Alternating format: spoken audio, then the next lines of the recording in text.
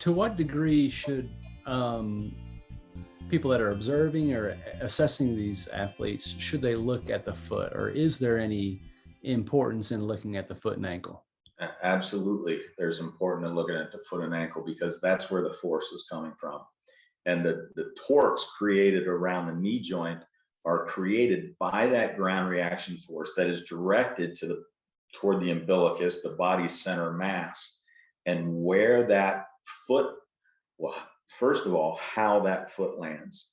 Because a non-contact ACL injury always, and I will tell you this, I will challenge you or any of your listeners to show me or send me a link to a video where that foot doesn't land flat on the ground during an ACL injury. The foot lands flat. If you can teach that athlete to always roll the foot, use the foot as a rocker, the ground reaction force goes down significantly. Just telling an athlete to land more softly can drop the ground reaction force by 50% or more. So that's a starting point. Rolling the foot, not landing with a flat foot, using that foot as a rocker to dissipate force.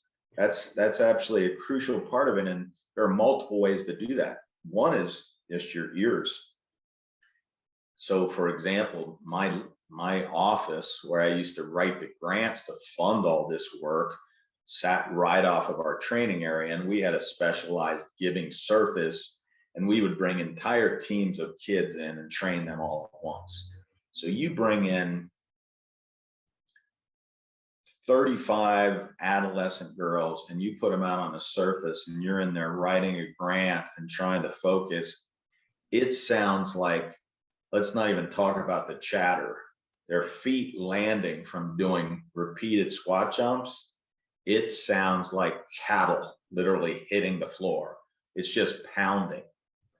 Then you have a 225-pound bald man come out on the floor and say, kids, we gotta quiet this down. I'm in here working. If I don't get this grant, we're not going to be able to fund these studies and your training. And all of a sudden, it literally immediately everything quiets down. Now, what are they doing?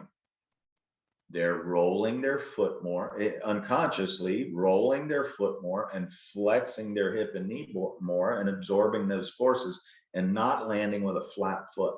So yes, the foot is what creates that ground reaction force. So yes, it's absolutely critical to teach rolling the foot and not landing flat-footed. When you say rolling the foot, are you talking from the heel to the front or vice versa?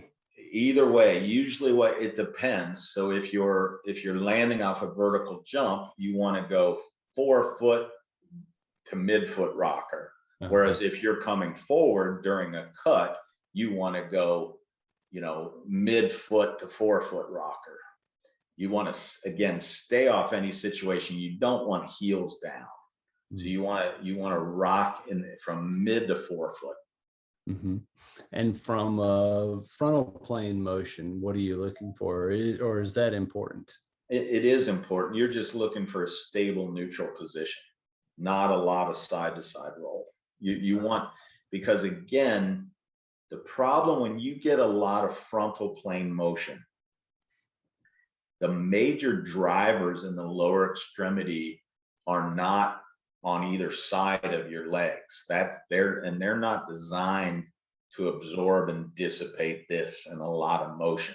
You just want to stabilize that and keep that in neutral position, hips over knees, over the balls of the feet, with stabilized, relatively small amounts of ankle, knee, and hip roll. And then you want to use sagittal plane flexion and from the foot, sagittal plane rocking motion to dissipate force. Because again, that's the primary movers of the lower extremity. That's how they're most efficiently designed to absorb and dissipate force from the floor. Hear the entire episode for free on iTunes, Spotify, other favorite podcast players, or go to mechanicalcareforum.com.